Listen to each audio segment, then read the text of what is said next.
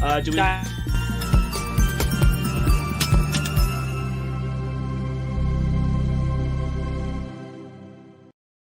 No, Sparkz. I am so sorry. No, it doesn't matter. We're here now. What were you going to say? No, it doesn't matter. We're here now. Let's get into it. Did we want to do what? That was going to bug me. I was just going to ask if we wanted to do the book club first, but we do not. So no, here we are. We talked about this. Because Ryan is not going to dip. Yeah, we talked about this. I'm not leaving early. All right. Full spoilers for Jurassic World: The Minion, a movie that 2 out of 3 of us have seen. This will be fun. So yeah, you guys have been warned. I'm here to ask questions about the movie. I did not want to give this movie money, so I did. 6. This is the 6th Jurassic film. Full spoilers. You've been warned. What do we think about this one, Sparkz? I had a pretty good time, to be honest. Yeah. I don't think it's like doing anything too incredible or new with the franchise, but I did have a good time. To the surprise of me, I am less hot on it than you are. Yeah. I talked about it, how much I didn't like being so excited from the trailers, but I was excited. Those trailers I liked those trailers. I was excited to see the original cast. I was excited to go into this movie. I was like, you know what? Maybe he pulled it off. But I don't know. I really didn't like it. I'm trying to connect with something, trying to find something to connect with, but like, this didn't do it. This didn't do it for me on a lot of levels. I won't say all the levels because there are things I like, of course, but mostly it just kind of fell flat. My first question for the panel is: how does it treat its how does it treat its original characters? Owen Grady, and I don't know her name. If it please the court, Claire Dearing. Thank you. Dearing? Claire Dearing, yeah. I think the characters are all integrated very well. The original cast of Sam Neill, Laura Dern, and Jeff Goldblum. I think you agree with this, Sparkz. The way they are brought into the film is organic and they fit. But he's asking a different question. How are Owen and Claire specifically? Oh, actually, yeah. I mean, I like them too for the most part. Their relationship to Macy makes the characters work a little bit better than that's they did. That's the thing I was going to say is that Claire, I think, is at her best here. Being in the role of mom to Macy gives Howard much more to do than I think she's had in the previous 2 outings, especially in the previous outing.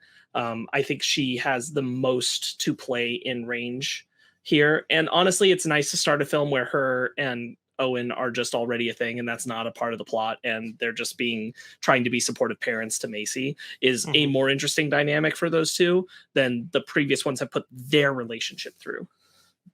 Yeah, I agree with that. I think Macy is a good holdover character from the second one. I also think you'll hear us talk about it in our Jurassic thing, but like, I think the side characters from Fallen Kingdom are pretty good, and they do return in this film. But I wish they were a bigger role because they're only in as Zira is only in it for 1 scene, and Justice Smith gets 2. Yes. But a good scene, a good opening scene that made sense that they were still, because Claire is still basically like she's now doing like underground maneuvers to try and save dinosaurs from black market breeding rings. Yeah. And they point out to her that like, Claire, this is just not the way to fight this fight anymore. Yeah. So like, because it's just too out of control. The opening scene is her breaking into like a Triceratops breeding black market area. After the YouTube docu-series opening that kind of catches us up on how the world is. That was my which I wanted to talk about just really quickly. Oh no, I'm sorry. That was going to be my biggest question about the movie. I never bought that the world now just has dinosaurs everywhere, because that means we would need a lot of dinosaurs for it to really feel like it has any real impact on the world. Do they address that at all? Does it feel like there are dinosaurs everywhere and it makes sense? Because I never bought that at the end of the last movie. Go ahead, Sparkz. So the biggest thing that they sell you on is 2 things. One, at least some of the dinosaurs are reproducing asexually. Okay. That's one factor, which means that they don't need a mate to do it. Mm-hmm.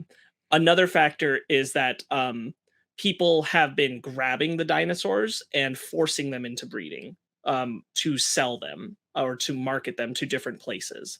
And because of the extradition of, like, I'm extrapolating a little bit from that YouTube series, but like essentially what they're saying is that because of the enforcement, like the main force of what's trying to rally the dinosaurs to kind of monitor them and keep them safe is based in the United States. Those black market rings move the dinosaurs globally. They move them out of the country to run those breeding rings and sell them on the black market, which does cause the dinosaurs to be spread out in more places. Okay. There is something that I've really disliked about the film, which is that, like you said, Ryan, the thing of these animals are now across the world. How is this happening? Because we know all the dinosaurs that made it out. And I'm not even talking about like the dinosaurs, like the amount of them, but we know all the dinosaurs that made it out off that island and into that place. We've never ever seen a Chalceraptor before. And that's the one that really stuck out to me, because I'm like, who's making all these?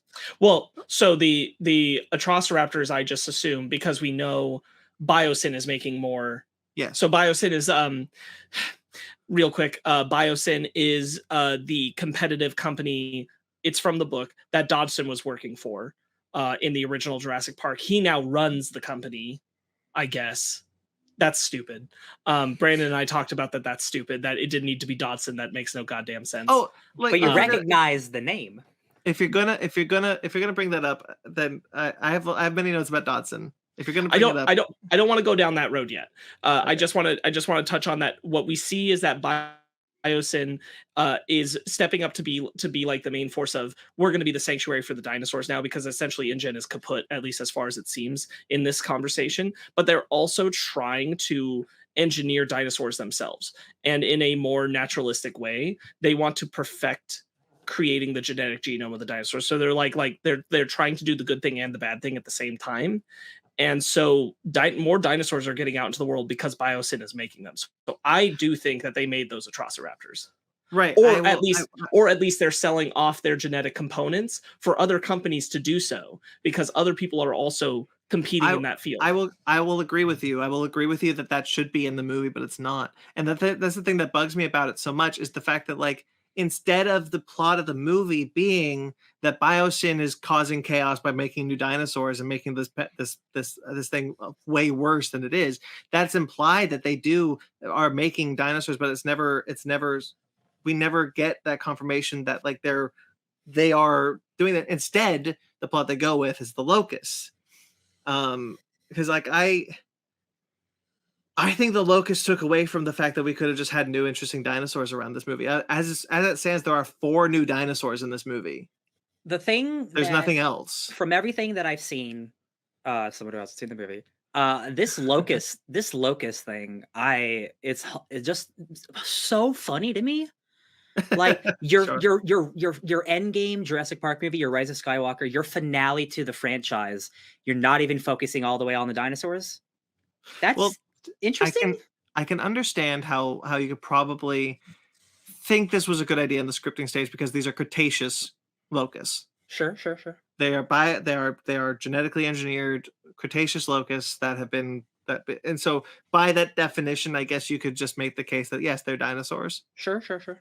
I don't think you should be. And that was the kind of thing that's the thing that gets me out of the movie so fast. The thing that's preventing me, like the wall that's preventing me to find something to connect with in this film, like I did with Fallen Kingdom. Like here, I'm like, just fundamentally, I think the locusts were just not a good idea, not the route you should have gone, not take away from, because what we've done is we've taken time away from creating new dinosaurs and showcasing a new species that we can really bring to life, and just doing what essentially are large particle effects.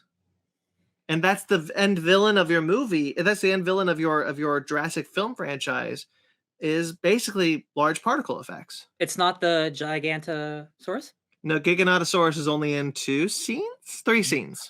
Really? That's like the entire marketing. Yeah. Yeah, wow. But I don't feel like it's fair to say that the locusts are the main villain of the final film. Are they featured more than the big dinosaur in the trailers? It's about even.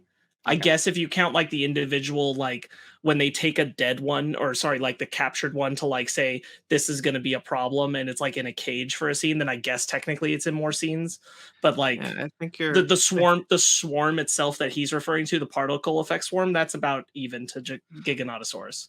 I will agree with that, because I most of what we see about the locust once we get to Biosyn Valley, which is where most of the movie takes place, is that we're hearing about the locusts secondhand, right? And we stop seeing them in the wild. Yeah.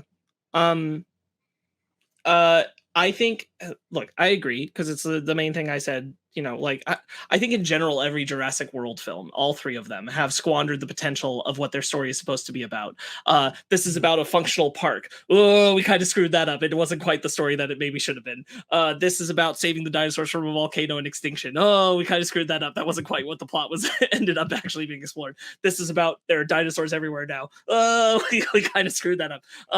So yes, it should have been about like realistically, like the film I would have wanted is one where they're actually having the debates about what to do about these dinosaurs, what to do about how they're affecting the ecology, and frankly, like doing something that would have been interesting analysis, which is where you are bringing in that original cast, but as like people who are experts on the matter and especially have experience with these animals before, and so they are coming in, and what they're having the debate about is that, like, look, the dinosaurs are really bad for the environment and our ecology and our food system right here. However, they're really great here and here and here, and bad here and here. So how do we get this balance of the dinosaurs in good places and not in bad places?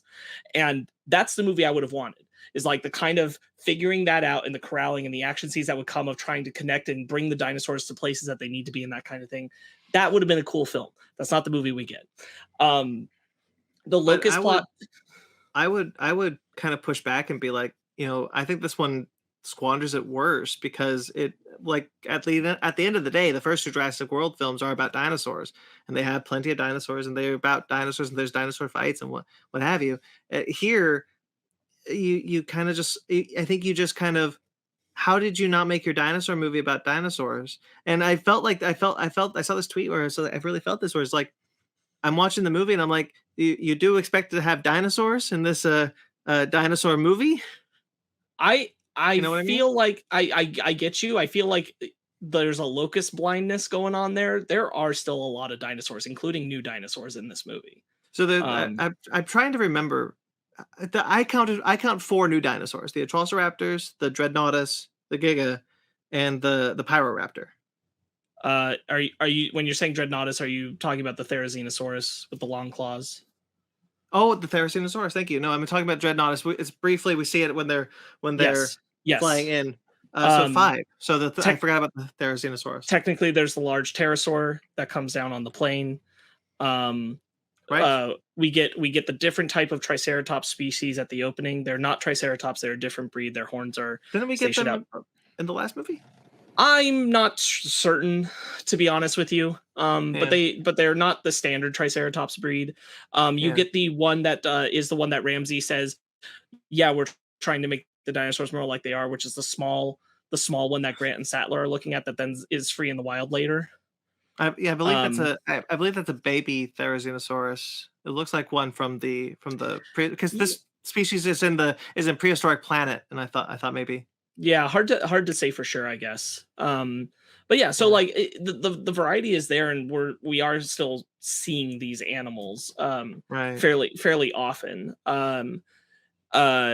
I'm sure there's like a couple of smaller appearances in the like group shots when they're moving through the Biosyn Valley, but I couldn't pull any out of my hat right now. What I was going to say is that I think the locust plot is not the way to have gone. Mm-hmm.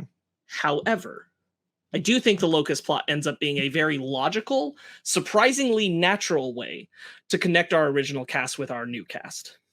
Mm-hmm. Because if you don't know the specifics, Ryan, or just in general, like to retread it, the way that this all starts is because the locusts are eating crops that are not biosyn seeds, which is a really stupid plot. I don't understand why they would think they could get away with that. They would have locusts eating the crops that aren't ours. That you'd have to just do it so fast that everyone would hate you, but it wouldn't matter because you own all the crops now. But that's essentially the plan. But people are calling about it. They're calling the group. I forget what the DFW stands for, but that's essentially the group that's like handling calls about dinosaurs. And these families are calling that group and asking them to come take care of it. But basically nobody comes out unless it's a dinosaur. So they don't consider the locusts serious. But Ellie Sattler, the paleobotanist, does take that seriously. And so she comes and she checks out and she figures out that there's Cretaceous DNA inside of these locusts. And she takes that to Grant and says, we need to get proof from a sample at Biosyn that this is happening. And Malcolm is the one who's actually turned her onto it, because Malcolm is working as an in-house philosopher at Biosyn to undercut what they're doing because he doesn't trust it. And he actually gets told by Ramsey like how bad it is. So he brings Sattler and Grant to help them expose the corruption of what they're doing. That puts them at Biosyn, and then Owen and Claire end up there because Biosyn also abducts Blue's baby and Macy and brings them to the facility. So that's how our original cast and our new cast kind of come together. But it's I have to tell you, Ryan, it's the most well integrated like meeting of the minds on those things that I've seen in a Legacy sequel. Like this is one where I went into it expecting like kind of, like we're gonna get the like slight appearances and then a good like 10-15 minute chunk of the old cast appearances, but mostly it's like a lot of grandstanding on the cameos, but they are feature characters in the story and their involvement makes sense. It's truly like my favorite thing about Dominion is that the plot for the characters and why they move into these positions together makes a lot of sense. It's truly impressive in that regard. It is impressive. I have heard that, like, thankfully, that like the original cast, the older cast, they are good, which is mostly good, which is good to hear, because like that would have been like a really big one for me if that's the reason I would watch this movie. Really, is those guys. The Legacy cast really saves this movie for me, because I think that like Sparkz. I agree their inclusion is really good. It feels really natural. Whether or not I agree with the locust part of it doesn't matter. But the thing of like, I think the original cast inclusion is good, and I think all three of them play these parts again well, except when they don't, which is specifically referred to Jeff Goldblum, who slips out of Ian Malcolm not frequently in the movie, but enough to notice, and just becomes Jeff Goldblum. Yeah. Which I told Brandon, like, I chalk up a lot to, I think, a weakness in direction, just not keeping them on point of being who they're supposed to be. Like, Trevorrow's not high on my list of top directors. I also told Brandon, I was like, I kind of wish that Trevorrow could have still been behind the scenes. It could have been the same script, but like the previous one, I wish that there had been a different director, at least, because while I'm not crazy about Fallen Kingdom in every way, I will acknowledge that I think visually there's a lot going on that from a filmmaking standpoint is very impressive and stands up much better. Right. And stands apart because Jay Bayona was on it. And I kind of wish that I think you could have had all the exact same pieces outside of the director here and had a different director on here and made some things stand up a little bit better and a little more iconic in a way than what Trevorrow puts out here as a director. The thing that made me, after I read this in a review, I was like, maybe I will see this movie. Is there a woman who uses a laser pointer to assassinate people? Yes. See, that sounds awesome.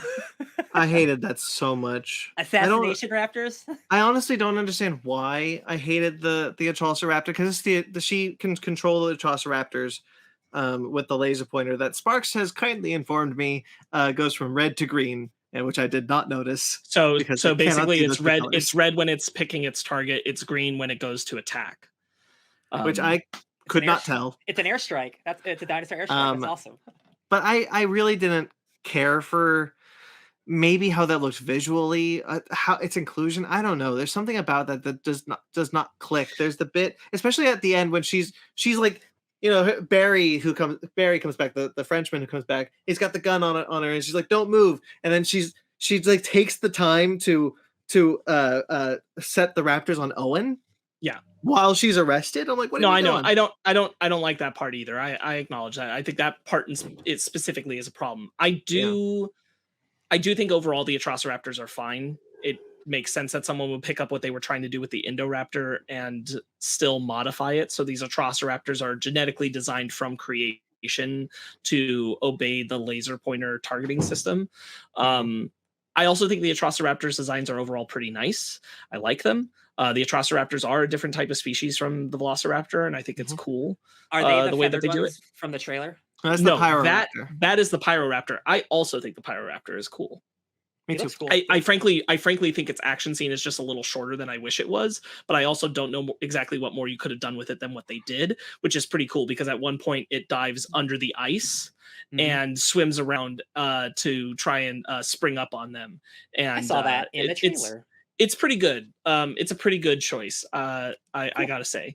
So yes. So there's Santos. She's kind of a representation of like how far out of control, and I think the movie just didn't do enough exposition to support this as much. But the visualization, like at one point you are in this place that is essentially like one of the hearts of the underground black market ring for selling dinosaurs. I mean, there are people there who have like they have their like sick looking pterodactyl species. It's a type of pterosaur that's really small and kind of like has the big beak but like the small head and looks really messed up, just perched on his arm the way you would have a hawk. Cool. And so like all these kinds of things, like the way that they're using them, they show that like some of them they're breeding just to make their meat, because their meat is like a it's rare, so it's this like import export thing that they can do. That idea feels really rich in a way that the movie doesn't fully explore, but at least the scene that showcases that black market does feel like it's trying to give you a lot of visual cues of like, this is how far spread this is. You mentioned the black market, which is also where we meet where we free the Carnotaurus and the Allosaurus, the two of them, and that was two big boys. I wish we had seen their joyride through that town, because we see them in the black market, and then the next time we see them, they're in the square eating people. Yeah. And I'm like, I want to see that story. There's a short film about their adventure coming out with the DVD. Yeah. We get the Baryonyx is back as well. The Baryonyx gets broken out in that scene, which is pretty cool. There's also, I don't know what type of dinosaur it is, but whatever that freaky dinosaur is that eats the dude's hand in that. Oh yeah. I don't know what that is, but that's a new dinosaur. Or the Komodo dragon dinosaur little thing. Yeah. I have a question for y'all. What was the biggest surprise of the movie, good or bad? But when I say that, like, oh shit, like what immediately comes to your brain that we haven't talked about? Whether it's a dinosaur, a character, something bad that happens, like what's like a surprising thing about this movie? I have a bad surprise. Okay, I'll take it. I want it all. That leads into a point that I want to make, which is I was surprised that the prologue wasn't in the movie. It's not? That too. It's not. So the prologue. I real quick, I do want to highlight, I was going to mention this earlier, but so the big prologue that they marketed they said was the opening of the film, not in this movie whatsoever. Brandon and I are two different minds about this. I'm personally grateful for it because I never thought it made sense to begin with.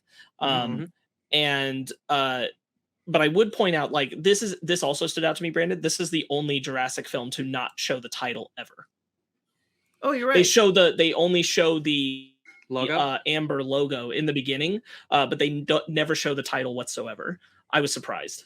That's brand recognition, baby.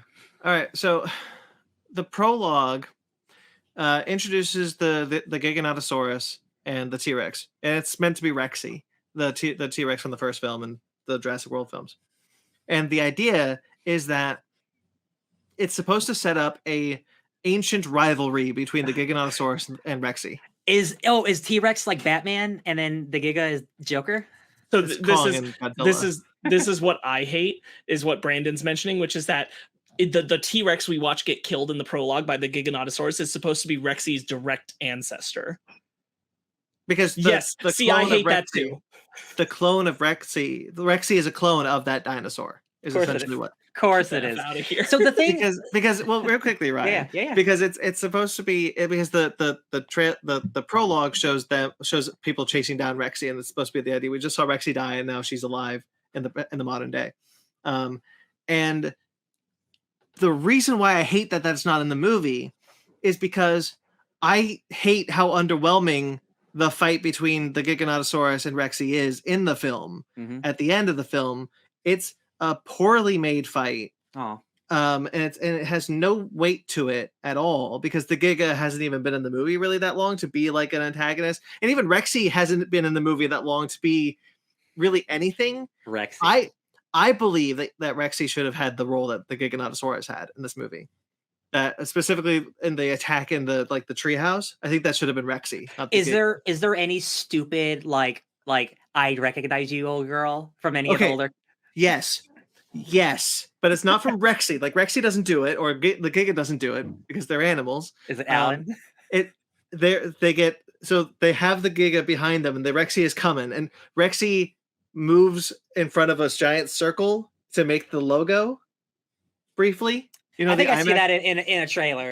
The IMAX poster. And then she walks back, and then Rexy roars at the Giganotosaurus, and then Alan says, she's got everyone behind us, "This isn't about us," and they all scatter. I hate that so much. So let me tell you, one reason that I personally just haven't connected with this trilogy at all is, and this is a personal thing for me, I don't need hero dinosaurs. I want my dinosaurs to be on the side of nature and like the aggressors. Like I don't need a merchandisable pet dinosaur, right? So like when you make heroes out of Rexy and Blue, that like for me, that's just like marketing nonsense. That just makes me like, it's just a dinosaur, dude. Like I get you wanted to make it legendary, but like it makes it worse when it's supposed to be the same dinosaur from millions of years ago and 6 movies. Like, I think it works in Jurassic World, and that's the only place where I think it was necessary ever. Sure. I think the way that it's structured, because you are talking about nature versus a true monster in the Indominus, right? So I understand making hero dinosaurs in that context. I think that makes sense and it works. It belongs where it belongs. That's why I'm a little different from Brandon and not underwhelmed necessarily about the Giganotosaurus and T-Rex fight, because I didn't come there giving a shit about that fight. I don't care about dinosaur fights in my Jurassic films. It's not something we usually have. It's not that big of a focal point of the Jurassic films, except for Jurassic World and yes, and then I guess you can make the argument of Jurassic Park, but again, I don't think that's necessarily about a fight as much as that is the T-Rex kills the raptors before they can kill the people. That's barely a fight at all, yeah. So because, this isn't Godzilla. Like, I don't come there expecting like a big showdown between the T-Rex and something else. That's the thing of like, I agree with you. And my issue isn't necessarily that the fight is underwhelming. It's kind of this that I don't think the fight makes any sense. The fight shouldn't be in the movie at all. There's nothing like if it doesn't add to the movie. Giving the prologue at least gives it context that maybe we even give a shit about. But otherwise, to me, it's like the opening of the Amazing Spider-Man 2 with Richard Parker. Why have it in the movie? It doesn't add anything to the movie unless you have the other thing. I hear you, and I think that like, to me, the Giganotosaurus and the Therizinosaurus and the T-Rex fight is just a capitalization on putting alpha animals in a single, like these apex predators in a single area. Of course, they're going to have to duke it out for who's on top, which they already showed like earlier in the film. The Giganotosaurus shoves the T-Rex away. So the T-Rex comes back saying like, I do want this territory. That part all works for me. But what I will agree with you is that I don't think the Giganotosaurus part needed to be changed for the treehouse. I think it's perfectly fine there. I think it's good that like what happens is that they hear the thing coming and their immediate reaction is don't move because they assume it's going to be the Rex. And they're wrong. And then they have to work their way out of that situation, I think is fine. What I would have liked better is if we didn't see the Giganotosaurus again after that. And when they're trying to get out of the valley to the chopper, if that's when they had the T-Rex in between them and they had to maneuver their way to get out of there safely. I think like a final encounter with the T-Rex where they're having to like utilize how can we get to the chopper and not be caught by the T-Rex would have been a good, like, if well thought out enough final sequence that would have been plenty as is, and a good like hallmark of like, when you get down to it for the last film, it always just comes back down to getting away from that damn T-Rex. And I think that would have been better. I agree with you there. That's what I assumed it was going to be. It's not Rexy isn't like the end, like the final thing. They're trying to get away from Rexy and Giganotosaurus fighting each other. Okay. So they're maneuvering around their fight, but like I'm talking just like it's just the Rex. Like the way that arena is built is like they're in a wide like circle area.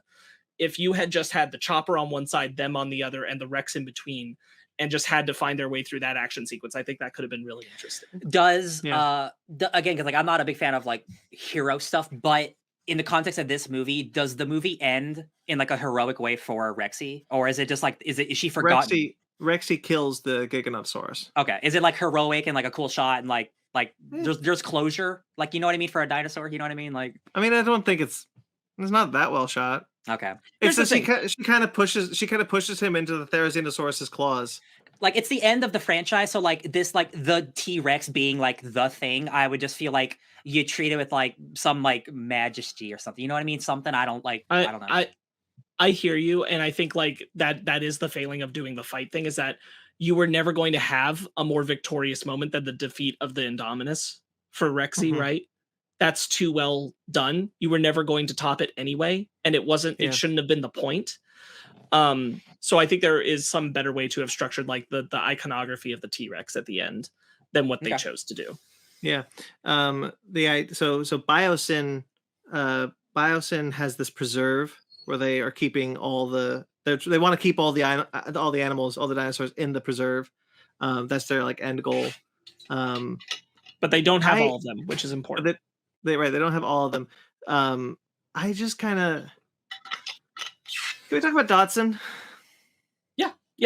Yeah. So Dodson's in the movie. So Lewis Dodson is now the CEO. Played by Richard Parker from The Amazing Spider-Man 2. Because the guy from the first movie is a sex pest. Yeah. Cameron Thor, that's his name. Yeah. So Lewis Dodson now CEO of Biosyn. Wait, wasn't Dodson just like a guy, like a dude? He was Nedry's handler. Yeah, like maybe he became a CEO. Now he's Steve Jobs. That's an upgrade. The thing about like Dodson, I feel the same way about Dodson as I did the Giganotosaurus. It didn't need to be Dodson, and the reason specifically is none of those characters know who that guy is. None of them have met Dodson. The only person on Jurassic Park who has met Dodson is dead. Sam Jackson, right? No, Dennis Nedry. Oh, Nedry. Sorry, yeah, Nedry. So like, he hold real quick. He brought up Sam Jackson, so I just want to mention there's this moment. So there's this guy who's the number 2 to Dodson. His name's Ramsey. He's actually he's a young up and comer in the company. He's actually very smart, and he genuinely wants the best for the animals. So he's the person who tips Malcolm and thus the rest of the gang off to what's going on with the locust, what Biosyn is doing wrong. He has this scene where he reveals to Dodson that it was him. And the way he does it is by standing at Dodson in silence, and Dodson figures it out. And they hold the shot long enough that I'm like, is he going to reveal he's like Mr. Arnold's son, and he knows that Dodson was responsible for Jurassic Park falling apart that day and led to his dad's death? Like, is that where we're going with this? And thank God we didn't. But I was really afraid for a second. The other thing of like, he's got the Barbasol can in his office. And like, it's not even that like it's incriminating evidence. That's not what I'm saying. It's that like, one, how'd he get it? And then 2, why would he keep that? A souvenir. To remember my friend Nedry. Like, why would we do? And like, it's specifically something he cherishes, because when Biosyn Valley is burning down because of the flaming locust that fell from the sky, he takes what? The flaming locusts that fall from the sky? Hell yeah. Okay, so he burns all the locusts because he's like, okay, they're going to catch on because Sattler and Grant got in there and had evidence. And if we don't catch them, then we need to make sure we burn all the evidence on this end. So he has them burn all the locusts. But apparently it's in a room where they can actually escape through a duct that lets them out into the valley. So they just escape on fire and light the forest on fire. Oh, that's pretty metal. All right. And that's kind of, yeah. And so like Dodson... Dodson, when that's going on fire, and Dodson's like, okay, I'm going to leave because this is incriminating. I'm going to get found out. I'm going to get arrested, and all the animals are being evacuated into the center of Biosyn. And Dodson, specifically, one of his most prized possessions, takes the Barbasol can. Like, he takes it off his thing. He's like, I'm taking this with me. Why? This is entering like Black Widow's vest as like important pop culture stuff. Like, guys, come on, like we don't have to make the Barbasol can legendary. But the thing of like the Barbasol can is also the plot into the Jurassic Park video game. Like I fine, but like what? It doesn't make sense that it's Dodson. Dodson, the only reason why I kind of enjoy Dodson in this movie is because he dies the same way that Nedry does, and I think that's cool. Yes, there's a Dilophosaurus. There's multiple Dilophosauruses. I actually like their appearance. I think it's cool. Yeah, me too. When animatronics and practicals are used, and they're used reasonably frequently, the Giganotosaurus has it happen. The Dilophosaurus, the raptors at times, specifically the baby beta. Yes. Yeah. Question for the panel: How is the special effects overall, like the CGI and stuff? Good, pretty good. I think it's good. Pretty good. Cool. Yeah, good. I especially like in the world films. I've always liked the practical effects, the animatronics. But this one has supposedly the most out of all of them, and I was surprised at how much Beta, who's Blue's baby, was practical. Cool. Good. Two things I want to highlight right now. I forgot another new dinosaur, and I can't believe I forgot it because it's one I've wanted in the Jurassic films forever because it was one of my weird favorites as a kid. It's Dimetrodon. Dimetrodon, which has the sail. Yeah. And is in the caves. It walks like this. Yeah, so they go into a cave area. Ryan, Dimetrodon is like a little, like, picture kind of a Komodo dragon type I know alligator, like, with the big sail, and they're like kind of they're amphibian-esque in the sense that they go in the water and everything. Well, there's a cave area that Grant, Sattler, and Macy are going through, and it's full of them. A big lizard boy. Yes. So they finally put those dinosaurs in these films, and I really liked them. The other thing I want to highlight is, frankly, it's one of my favorite sequences in the film. Claire's encounter with the Therizinosaurus is really good. Therizinosaurus. It's blind. It's an herbivore, but it's territorial. And it's huge. And so it will kill her, not to eat her, but because it's territorial. And they make that pretty clear because, like, when it comes around, there's a deer eating it where it wants to eat, and it just like whacks it to the side and kills it. And her whole sequence, honestly, from falling out of the plane to that moment, is, I think, really good. Is that the scene from the trailer where like she like goes underwater? Where she goes under the water? Yeah. Yes. Cool. That looks like it was shot well. Yeah. It was. I thought that was a really good sequence, personally. I have two questions. No, you go first, Brandon. Well, the Therizinosaurus has long, 3 giant claws on its end, and do you want me to tell you what Megan called it because she saw it today? What? The Babadooksaurus. God. And so the Therizinosaurus can like digs its claws in. Yeah. That guy looks very different in the movie. In the movie, they gave it more of a beak, to highlight its herbivorism. Gotcha. I did like that scene also. Ooh, what was I gonna say? I lost it. 2 questions. Yeah. Does Vince Vaughn's gymnastic daughter show up in this movie? It's Ian Malcolm's. It's Malcolm's. Ian Malcolm. Sorry, it's been a while. No, Kelly does not show up. Nor is Sarah seen or mentioned. That's a bummer. Does the Spinosaurus show up in this movie? No. Ah, damn it! I love the Spinosaurus. So Ian. So the first time that Ellie meets Alan, they kind of catch up a bit, and Alan goes, "So how's the?" And he's like, "The dig's not doing well. He's got Taurus. He's not happy. He hates his life. He's just lonely all the time." Funding has dried out entirely for his digs, so now it's just a tourist destination. And he like, Ellie's there, and like she's like, "Man, you really got this. Like, you're happy. You really found your way there." And he's like, "Yeah. So how's the kids?" "Oh, they're good. They're almost 20 years old now." Made me feel old. Screw you. And then like it's like, and Marc and I are done. And everyone in the theater just breathes a sigh of relief. Of course they are. Oh, Alan and Ellie back together. And that's one of the things that going back to like the inclusion of the original cast, one of the things that I'll be honest, teared up about is there's a final kiss between Ellie and Alan. Finally, they get back together at the end of this movie. Sure.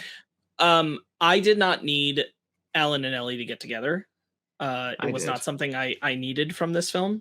I was okay with the decision in Jurassic Park 3, even if I thought it undercut to an amount the theme of Jurassic Park.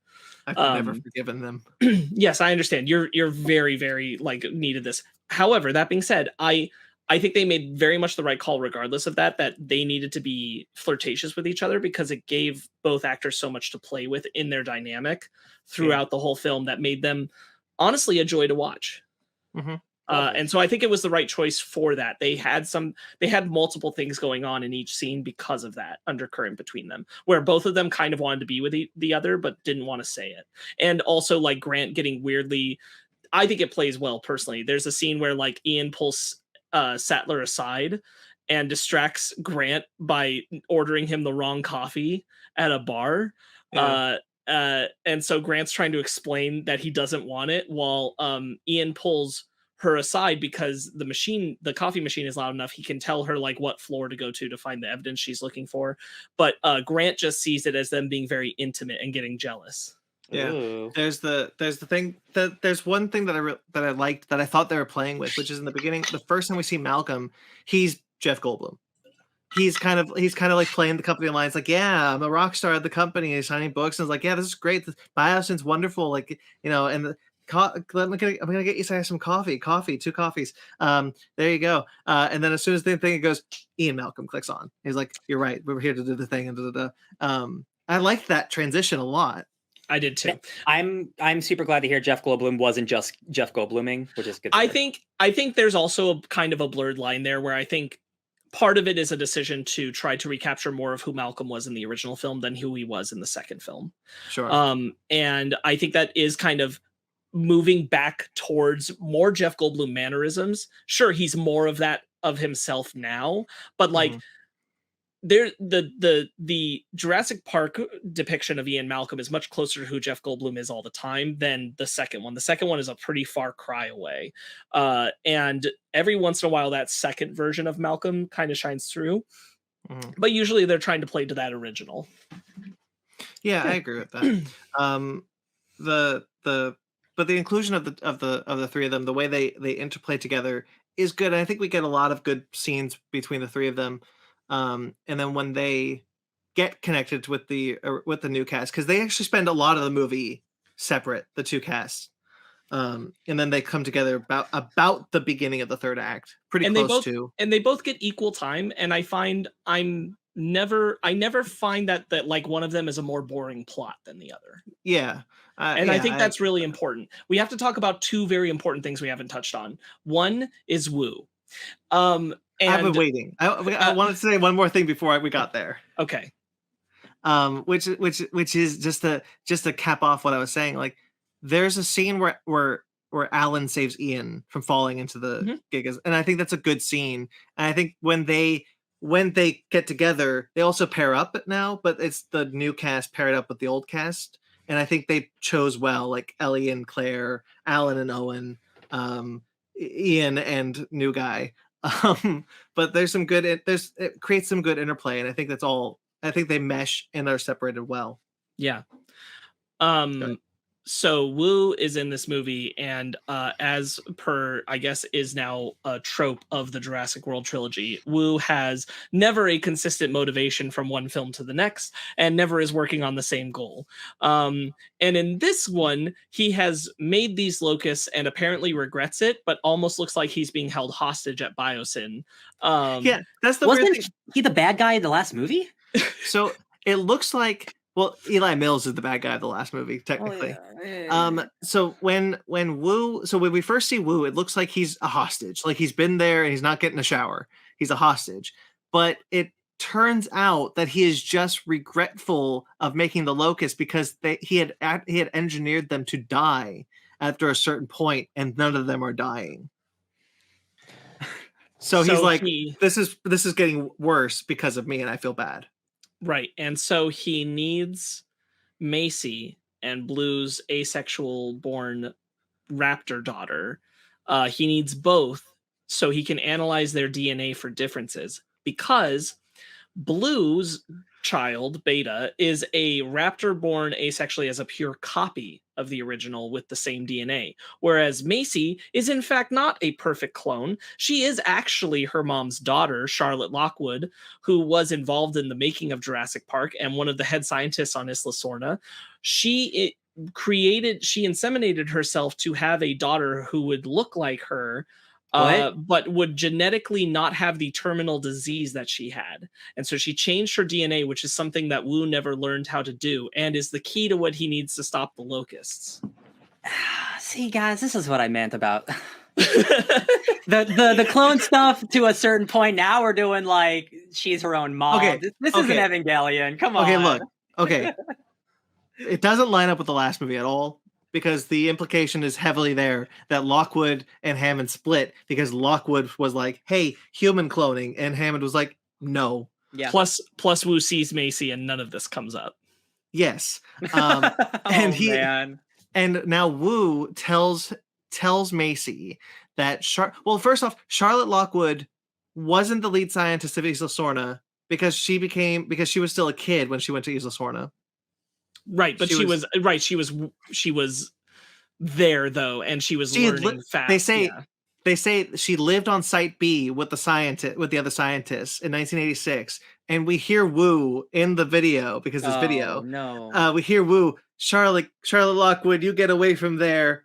Is this like a character is being retconned into the past to make it all make sense, kind of thing? I mean, but that was already Lockwood. Oh, okay. Like that was already Lockwood. It's just playing off the Lockwood stuff. Okay. And that's like that's fine. Like what you wanted, whether or not we needed or wanted it, is you wanted a John Hammond, but you can't get him because he's dead. So you create a new one, and that's fine. And then like to already have this idea, and so like what was their split then? Why did Lockwood and Hammond split if Charlotte was actually the one who made Macy around 2009? So which is way after Hammond dies, because they didn't write the script yet, and they didn't think about it. But it's been the same. It's one writer. No, I know. How hard is this? And he's had the same endpoint in mind since he made the first one, as he'll frequently say in interviews. Yo, man, maybe Locust shouldn't be an Endgame. I refuse to believe that he was like when he was making Jurassic World and then Locust. I'm just saying, y'all, he got taken off a Star Wars movie for a reason. Well. Whatever that was gonna be in the past. You'll love the fates. The Lockwood daughter thing doesn't really bother me. I think mostly because I care less about that plot point in Fallen Kingdom. So I don't care about it being retconned, to be honest. I like Macy's arc. I like her learning that she's about her mom. I don't mind it. I will acknowledge that like there's an amount of it. There's an amount where like, yeah, you could argue that her arc in this film is undercutting her point at the end of why she freed the dinosaurs. I'm alive and therefore they are, which is a really good point of Fallen Kingdom. But I also think she's just being a teenager, and any teenager going through what she's going through, where she has her parents, but her parents aren't her parents. And feeling like she doesn't really fit in and doesn't understand her past because all of that was thrown at her. And now she has to just be isolated because people are hunting her just because she's a clone. I think that all works fine. I have no problem with it. And I do like that they really do push the arc narrative of not only them acknowledging themselves as Macy's parents, but Macy acknowledging them as parents. It's not just like subtext, it's clear text. There's a line when the original trio and Macy, because they end up together, they survive the car crash, and she sees Owen and Claire, and she's like, those are my parents. Yeah. And that's kind of like the end of that arc that she recognizes. I like that. I quite enjoyed that. Yeah, I do too. I also liked in the beginning we see Macy helping the construction workers get the apatosauruses out of their construction site. It's a really nice moment because I think like you get still this involvement of whether it's the old cast seeing them again for the first time, seeing dinosaurs in person for the first time in a while, at least, and acknowledging like, boy, you just never get used to it, or it's the scene with the construction workers where like they've heard that there are dinosaurs, they maybe seen them on the media, sure, but they haven't seen them in person clearly by the way that they're reacting to the apatosauruses, and that's a very sweet like wonder moment of Macy helping them to move the apatosauruses out of their construction zone safely. I thought that was really nice. I do too. It's like Jurassic World Dominion at its best. I know you disagree with this one, Sparkz, but I wish there's no way in the script to include Blue, but I don't think Blue gets enough to do in this movie. I think Blue, it's weird to say, I think Blue is one of the most well-rounded characters in the Jurassic World trilogy. That's saying something then. I really like Blue in both Jurassic World and Jurassic World Fallen Kingdom. I figure if you're going to do an anthropomorphized animal, then do it well, and I think they did. So having her basically just kind of like sidelined because you can't travel with her in the way where you set the script, it has to be in a specific place. And barring that, I also wish we got more Beta, because as soon as Beta is freed, she's gone for about 45 minutes before they go looking for her again, I think. Mm-hmm. And I wish we got more of at least Beta causing some trouble. Sure. I mean, because really it's just, Macy's not looking for Beta after she sets her free. Yeah. It's Owen has to get to the building, and he looks for her once he gets to the building. He just hasn't gotten to the building yet. Yeah. I hear you. I don't see it as an issue personally. Sure. I'm like Ryan. I'm kind of anti-hero dinosaur outside of Jurassic World. See, like, I don't necessarily see it as a hero dinosaur. I guess in Blue's case, I do, but like, it's just her. I don't see it anywhere else.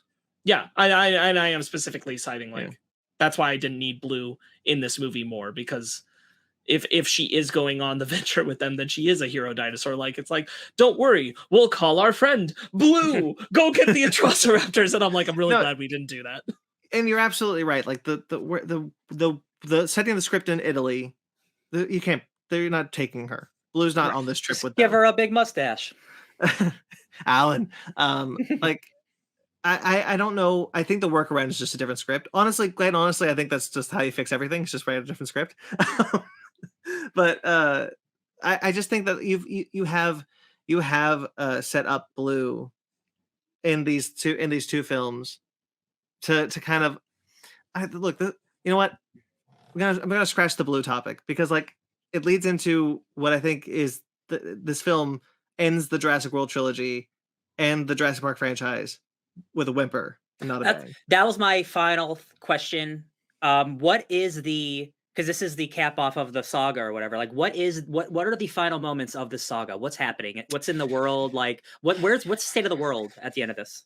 It's pretty much where we ended Fallen Kingdom. No, it's a little more than that, because Grant, Sattler, and Malcolm are going to court to bring out the information about Biosyn and set higher grounds for a natural preserve. Like, the idea is that they're going to be the four minds of the momentum going forward on where the dinosaurs are, what to do about them.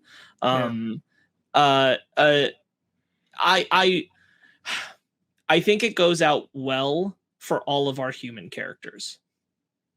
I think it's a good end point to all of our human characters.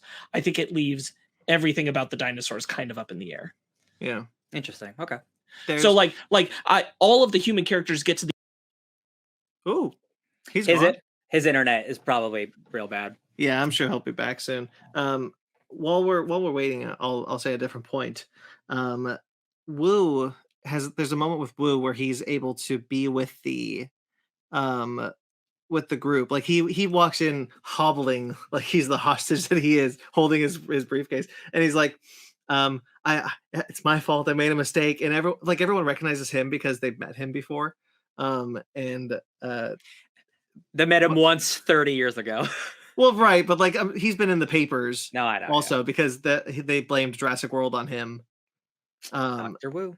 Yeah, and so he comes and is like, it's my fault if we did this, and like they have to like he then joins the group and is like with them for the rest of the adventure. Not like they're escaping at that point, but Gotcha.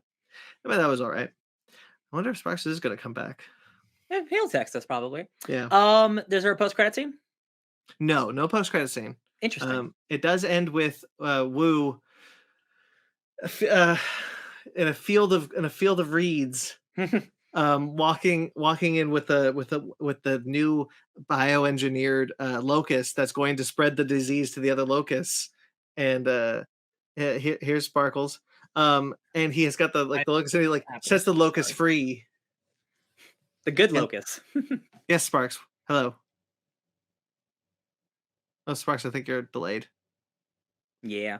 Well, that's the end of Jurassic Park. Unless you guys have any more thoughts, I'm questioned out. Well, let me see. I wrote a Velociraptor scene sucks. I don't really care for it.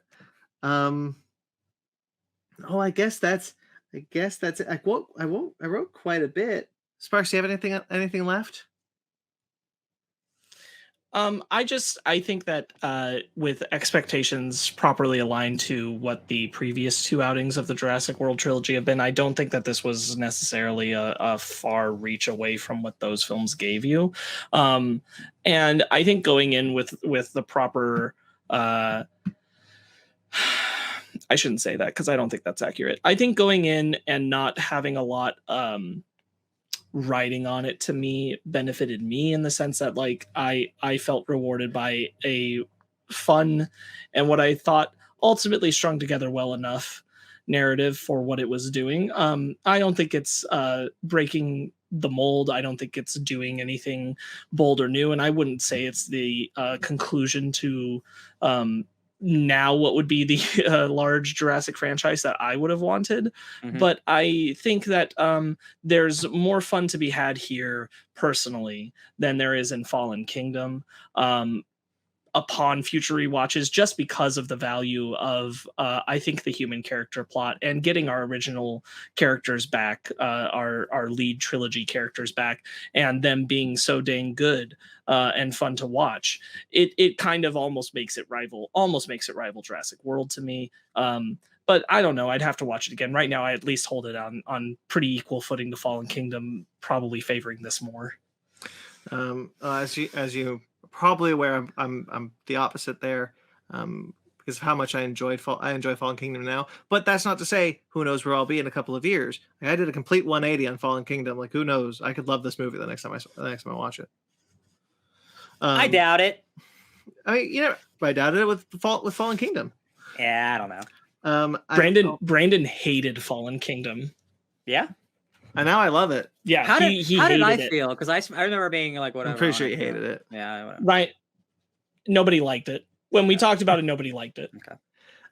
So two things. Just to cap off the Wu discussion. He's the worst character in the trilogy. He doesn't so inconsistently written. It doesn't go to anywhere. It's dumb.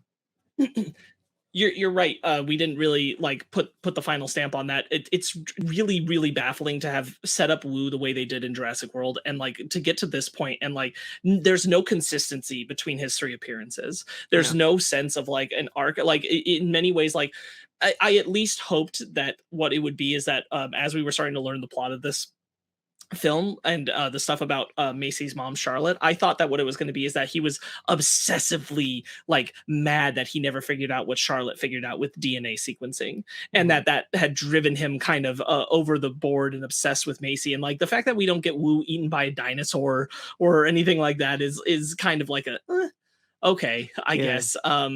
It never feels like they had a clear idea of what they were doing with him. Yeah, it sucks because they set him up twice. They just keep setting him up. The second time he just gets knocked out and leaves the movie. Oh wow. That was Fallen Kingdom. Yeah, I just kind of wish that like they did think about it, or if they did, they followed through, because something didn't happen that they thought they wanted or whatever. Yeah, it's just a bummer because like I probably, when I eventually do watch this, I'll be able to get some enjoyment. Like I know already I'm gonna love laser pointer dinosaur assassination. That sounds great in my book. Everything else is just like, I just really can't connect with Owen or Claire. But maybe this will be the movie that does it for me. I have one more So if you have one more thing, go ahead. No, I mean, At the end of the film, they set this up a little bit. They say we have some of the nublar dinosaurs in this place. At the very end of the film, we see the 2 remaining T-Rexes from Isla Nublar. The mom and the baby T-Rexes from the Lost World. They were in Camp Cretaceous recently, so it was cool to see the T-Rex Rexy from Sorna interacting with the 2 nublar dinosaurs, 2 nublar T-Rexes. That's cool. That was cool. Right. What Brandon's referencing there, I thought was really nice because, as I pointed out to him, he didn't know this before. Rexy from Jurassic Park Classic and the T-Rexes from the Lost World Jurassic Park, they're different look. They have a different color pattern and design to them. I personally really like the Lost World one. So when they show up here and they don't look the same, I was really appreciative that they didn't just like retcon them into also being the same color pattern and everything as Rexy, that they acknowledge like these are 2 different looking T-Rexes. Yeah, that's cool. Dodson's death, we touched on it, but like the Dilophosaurus is in this movie twice. There's multiple. Dodson is in this underground like speed tunnel, bullet tunnel, whatever pill that he's running through, and that gets shut down, and he decides to leave it by going out the front, and then the Dilophosaurus is standing there waiting for it. Not for nothing, the guy playing Dodson does make some interesting choices with like mannerisms and quirks to the character to try to make him stand out. And I don't think that's meaningless. Mm-hmm. All right. Why don't we rate it? Pretty much the same as I give Fallen Kingdom. It's about 7 out of 10. I will give it a 6. I think I'm actually going at 5.5 at this point, the more I think about it. Yeah, I'm not... I think it's... You feel how you feel. I think it's fine. Maybe I went in with the wrong expectations. The thing for me is like, even if it's just a fine movie, like when you're doing this finality, this final epic, you're doing your end game, your Rise of Skywalker, I just want you to like, again, I haven't seen the movie, but like I could tell like there wasn't as much thought as something like an Endgame. Like I just want them to treat the final one with like respect and care. And it's just like, they're just putting out a big blockbuster and like, just have a little bit of care. Like at the very least, the second time I watched Fallen Kingdom, I acknowledged it was a lot of fun. Like at the very least, I was hoping to have a good time, but quite honestly, it just made me sad. Yeah, I did have a good time. I think that there is respect and care. It's just not in every compartment that you necessarily want to be with this franchise. Okay. I guess I emerge in some ways grateful because I think I went in the most nervous that what was going to be mishandled was the original characters. Yeah, me too. And the new characters to an extent, but specifically like integrating the original characters. And the fact that I think that's one of the highlights of the film has me pretty high on it. Yeah. Good. I don't want to be mean. Like I feel like I'm trying to be as positive as I can, so I'm gonna stick with my 6. Sure. 6 out of 10. All right, it's a little late, but do we want to do the book club?